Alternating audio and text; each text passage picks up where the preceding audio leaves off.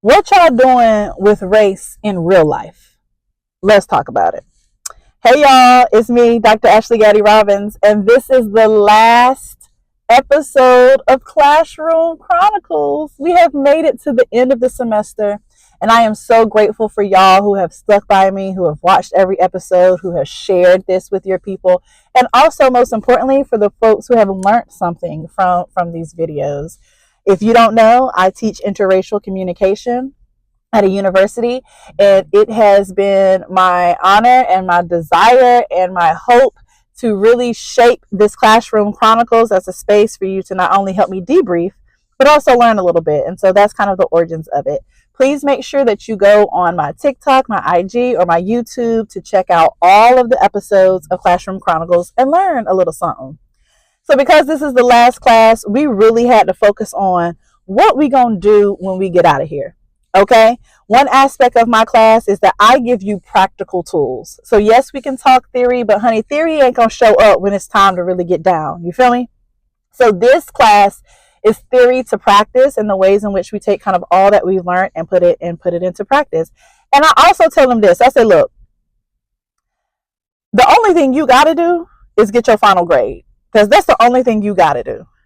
But my desire is that you have taken something from this class that really motivates you or empowers you to want to do more when you leave here. Because we are talking about race, because we are talking about communication, and because we have made it practical in the workplace, in relationships, and in media, you have enough to go implement these things in your everyday life. So that is my desire, and that is my hope. So we started off, I love this chapter because we started off with racial healing. And I asked them, we talked about a country singer, Morgan Wallen, baby, I don't know, but they knew. Morgan Wallen was out here saying the N-word in 2021, and TMZ caught him. And then he had to apologize. He was just like, he went on Good Morning America. He gave the apology. He gave $500,000 to black artists and black musicians. He sat down in private with black record deals, etc. And of course, he regained his status. And so I asked them, I said, first of all, let me ask y'all these questions, and then I'm going to say something. The first question is there racial healing? And I'm going to ask y'all, put it in the comments. I really am interested to know what you think about this. Is there room for grace and forgiveness and racial healing in this journey to racial liberation? And not necessarily for Morgan Wallen or the N-word, but in general, right? Is there room for grace? And so I said, y'all reflect on that. And let me say something right quick. And I'm going to tell y'all, white people should not say the N-word. Period. Point blank. There's nothing else to talk about. There's no songs that we need to talk about. There is nothing we need to talk about. I told them straight up, white people, and I have all white students beside one, white people should not ever say the N-word. No ER, no A, nothing. And they started turning red, like, I ain't know this is where this was going. A couple of reasons. Well, one, like, hopefully that should be obvious, but if not, let me break it down for you. The origins of the word are derogatory and anti-black, geared towards black people. That should be enough. The origins of the word are not even what you should be saying out your mouth. The second thing is that when we talk about music and artists, baby, black artists ain't making rap songs for white people to say the N-word. You see what I'm saying? They didn't sit down and say, you know what? I'm going to make this song, and I want to make it so that everybody can be out here just, rapping along with what I say. Now, of course, they want people to enjoy their music, but most rappers are rapping their lived experience. Most rappers are making music for them or to share their lived experience. They're not out here for white people to say the N-word. Now, white people consume black music, and because they feel like they're a listener of the music, they feel obligated to say all the words. You don't. If you are white, you should not say the N-word. And then we talked about the Parker pause. I got a video about the Parker pause on my TikTok. Check it out. We talked about good old Parker. Hey, Parker, I'm going to tag you. Parker was out here at the Kamala Harris rally, rapping every word of Not Like Us. When I tell you white people love that song, think it's so funny. White people love that Kendrick Lamar song. And Kendrick Lamar is not a slow rapper. He be out here rapping fast. And then I did a little shout out to Twista and Busta Rhymes. They were like, Twista? This. Yeah. If you know, you know. Okay? Twista was out here rapping fast, honey. Parker was out here rapping every single word. And not once did he say the N-word. Every single time that the N-word came up on this fast song, Parker paused. And I told him, if you can pause while rapping a Kendrick Lamar song, you can pause in any other scenario in your life. Because the thing is that power is situated here. And I know they were thinking, but black people say it to other black people all the time. A couple of things. Power is situated differently.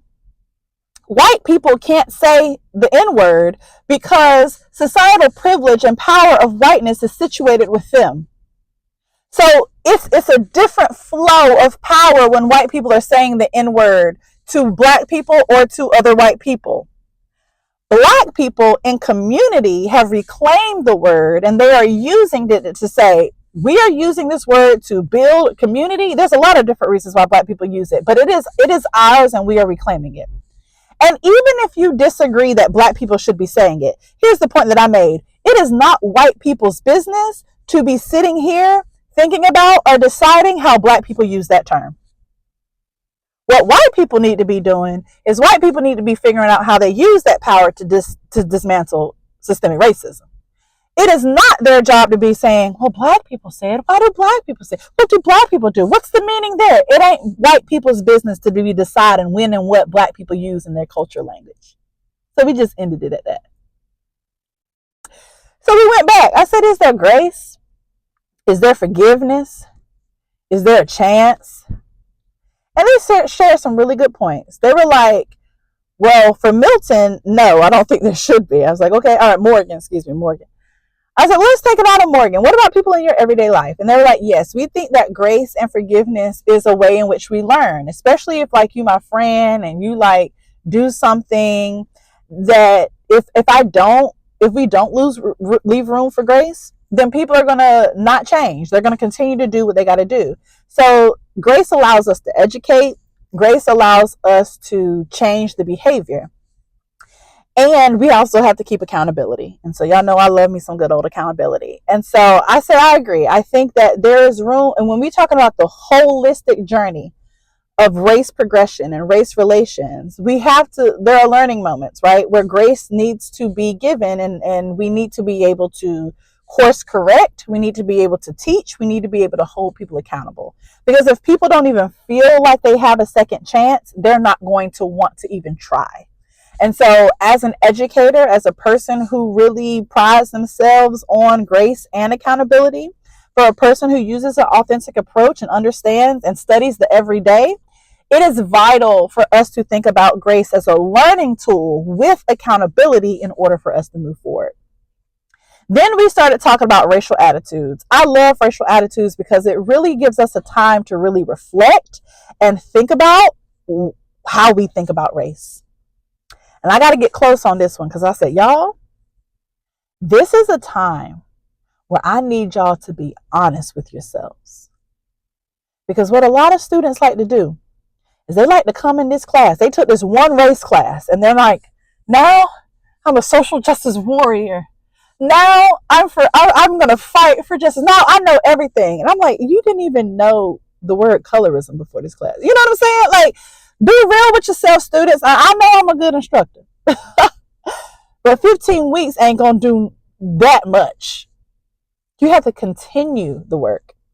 So I asked them to reflect on two things. What was your racial attitude coming into this course? And what is your racial attitude leaving this course? So I'm going to give y'all a quick run through of the racial attitudes. The first one is repulsion. Repulsion is when you see anybody who is different than you and you are just disgusted. You see that person, or you see that group, or that person as crazy. You see them as wicked. You see them as immoral. You see them as beneath. You don't want anything to do with them. That is repulsion. Pity. A whole lot of people, at least kind of in my course, And they may be, I don't know. But it seems as if a whole lot of people are not at repulsion. Then we have pity.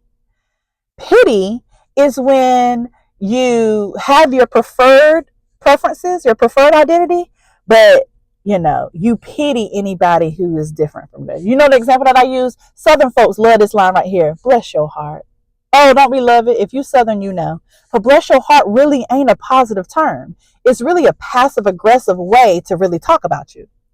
So pity says, I want to be around the people that I want to be around. And if you're not those people, bless your heart, I pity you. The third one is tolerance. Oh, I love tolerance because we have to unpack it so much because people think that tolerance is good. Oh, I'll tolerate them. No. When you tolerate somebody who is different than you, that means you just putting up with them. Oh, I'm just putting up with them. You stay over there. I'm going to stay over here.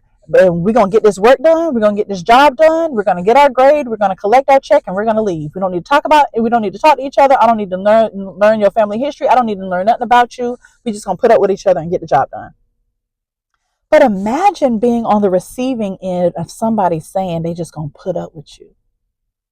Communities, especially Black and brown communities, have gotten that message so many times. So it is not one in which the intent is actually good. The next one is, oh baby, this is a stretch for my own self. I think the next one is support, maybe. And support says, I do understand that there is, admiration. Admiration is the colorblind racial attitude, right? I admire everyone. I don't see color. There's only one race, the human race. And I think we know the issue with that. Support is when people recognize there are actually some racial differences. There are racial inequities. And I have a desire to help out. I want to change these inequities, but I do not do any self-work. So I do not analyze my own privileges. I don't analyze my own power. I literally just focus outwardly. I focus on others, but I'm not checking my own privilege. I'm not doing any critical self-analysis to see where I can change, to see what shaped me. I am just helping out. Appreciation is when it's a both and. It is that I understand that there is oppression and inequities. I want to help out. I want to be an active participant to undo these inequities. And I'm also doing the self-work. I am also constantly being active with myself to change my behavior, to understand systems, to understand my own privilege. Then there is nurturance. Nurturance is when we are out here for the people and for organizations. So nurturance says, I'm doing the self-work. I know that there's oppression and I want to do something about it, not just on an individual level, but I'm ready to tackle institutions too. So that's when we're going after the big boys. You feel me? And then there's celebration. Celebration is when we are embracing and understanding difference as natural, as beautiful. And the reason why this is the last one, I had to tell my students, don't get caught up on this kind of beautiful and natural. Because some people will go, I think everyone's beautiful, and so I'm at celebration.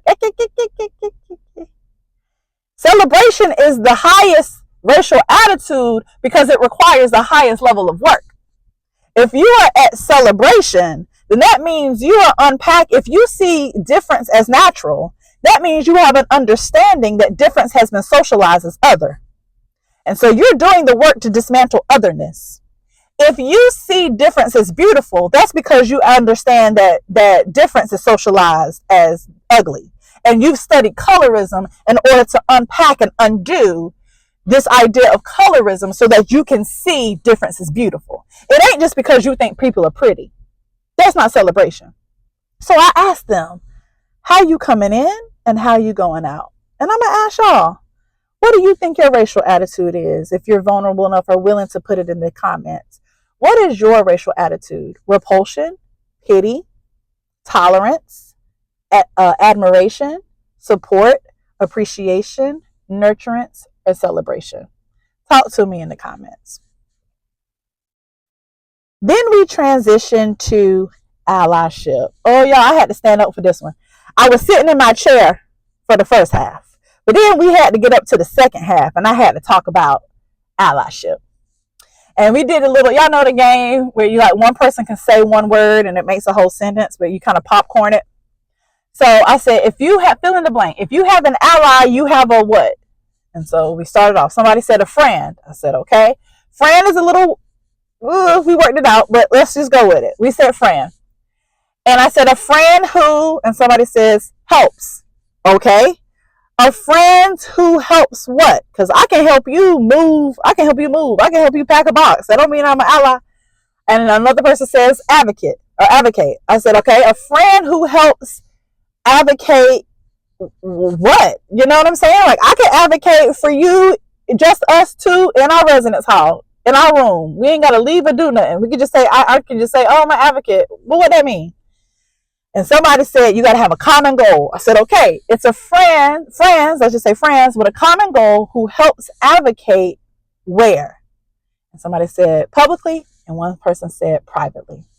So the sentence that we put together is an ally is friends who have a common goal, who help advocate publicly and privately. I was like, not bad when you think about kind of the game, right? Oh, I didn't call on. I missed her hand. Oops, sorry. I can see in my class that I forgot to call on somebody who had their hand up. But I said, okay, so let's unpack that. I said, because allyship is what? And somebody was like, well, they're friends. I said, no, now that we've kind of done with the game, let's talk about this for real, because it's more than just we friends. I asked them, I said, y'all have lived a little. Y'all ever had a friend? Put air quotes. Get my avocado. A friend who done left you high and dry. Y'all ever had a friend, air quotes, that when you need them, when you call them, they are nowhere to be found? Some friends even will look at the phone, see that you're calling, and on purpose ignore the call. Y'all know it to be true. Shoot, some of y'all are that person. If we be for real. Some of y'all are that person. But let's act like you the person on the receiving end for this situation.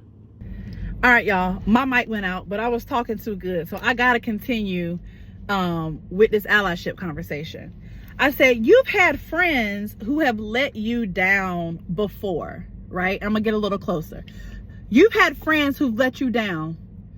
Allyship can work the same way. So we can't just say that allies are your friends, because for real, when things get hard, when you really have to fight for that common goal, like equitable treatment for everyone or liberation, it's going to get hard. An ally is going to be there, and friends may not be. So we can't get so caught up on this friend language, because there's a whole lot of finicky friends out here, if I'm being honest. So we unpacked allyship. I said ally is active, because one thing you have to have is that common goal. And the reality is, we're taking a race class, so we're talking about white people here as being white people being allies. The thing is you got to have a couple of things. You got to be willing to do a couple of things. I said, what y'all think some of that is? You know, what could you be willing to lose? Or what do you have to be an ally? One person said, you may lose family and friends because they disagree. They disagree with this common goal for fair treatment. And I said, absolutely right. There are a lot of people who you know and who you may not know, who do not believe that everyone deserves fair treatment. They do not believe in access. They do not believe that people should be liberated. If anything, some people believe that we've already been liberated enough, that we already got enough. And so you're really going to have to ask yourself, as an ally, am I willing to dismiss these people, or am I willing to diffuse the relationship, or am I willing to educate these people when I believe and stand for this common goal of equitable access? And you may have to lose some folks over that. You may also have to dish out some cash. You may have to make a donation to a nonprofit. You may have to give to a cause. You may have to put up some of your resources in order for this journey to equity, in order for this journey to be real, right? And a whole lot of people don't like to come off that cash, off them resources, right? It may not be cash. It may be a connection. It may be a network. It may be land. It may be so many other things that you have as a resource in your power that you can use. And then another student said, you got to really be humble. You got to swallow that pride. Because white people love to feel special. This is a white person saying this. White people love to feel special. And I just saw Wicked. So I was like, if you enough people have seen Wicked in the class. And so I was like, and I'm not giving any spoilers. And I was like, y'all remember when Glenda was like, Glenda, that moment in the film? And she took that huge bow and that huge curtsy. And people were just clapping for her, like, oh my gosh, you're such a great advocate. You care so much for the people. And she was eating it up. White people go through this world. No one may not be deliberately clapping for them, but because when they do good, and because when they do something nice, or because when they give to charity or whatever, or because they are kind of just doing the status quo, the norm, people celebrate that. People lift that up. And Black and brown people are like, honey, ain't nobody clapping for us when we do good. Ain't nobody clapping for us when we actually like get status and do good publicly. Ain't nobody out here clapping for us. So when you come over here, when you decide to be an ally, when you decide to show up, ain't nobody about to be over here clapping for you, boo. Ain't no special treatment. Get to work. And that can really mess with people's egos. And that can really mess with people's pride. And so you got to set that pride aside and humble yourself to be an ally in this fight. Because you are not the majority. You are entering a place, a field in which it is majority Black and brown folks, because it has always been majority Black and brown folks who have had to work for their own liberation, who have had to fight for their own liberation. So when you say that you're deciding to be an ally to dismantle racial oppression, then you know that it ain't gonna be more white people over here than Black and brown folks. And so you may be uncomfortable, or you may be nervous. You're going to have to get all over that if you for real down for us, right? And then I also told them, ally is not something that you can just name yourself. You can't just be like, you know what? I'm an ally for racial injustice. No, honey, because there's a whole lot of people who could be watching your social media, looking at you. And you ain't an ally for us. Don't put that title on yourself, honey. If we ain't claimed you to be ally, don't put that on yourself. Ally is earned. And there's even a conversation around ally right now, right? Is it accomplice? Is it advocate? What I am saying, name, title aside, is the work that white people have to do, have to put in, not this performative stuff. Is you down or not? Because too many times, Black people especially have had the rug pulled out from under them for people who call themselves ally. Black and brown folks have been mistreated and used by people who say they care for them. Just like that friend conversation. They've had people left them high and dry. So if ally is something remotely close to what the life you want to live, then one, you need to understand it's a life and understand what comes along with it. And here's the thing. If you're not an ally, don't name yourself. I'd rather you say, hey, I'm not an ally. I'll donate what I can. I'd rather you do that than call yourself an ally and really mess something up. So I left it with them. I said, y'all, the only thing you had to do was come in this class and learn. But it is my heart's desire and my hope that you are leaving here with so much more than just a final grade. that there has been something that this course or I have given you that really empowers you to want to assist in the fight for better race relations. Because interracial communication cannot flourish if we are also not doing the work to dismantle this system of power called racism.